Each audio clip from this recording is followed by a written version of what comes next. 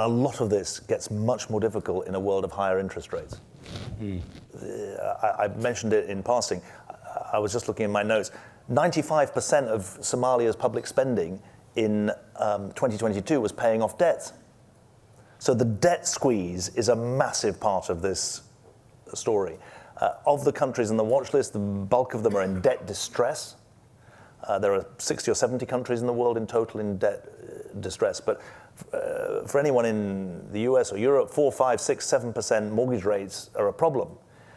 If you're in a watch list country, you're in a desperate straits, and you're starting on the edge of the precipice and you're being forced to step backwards.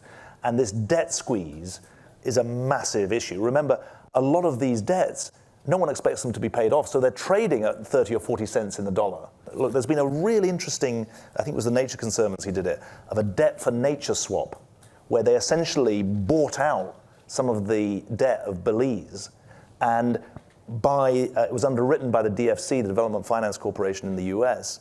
By that underwriting, it reduced the interest rate.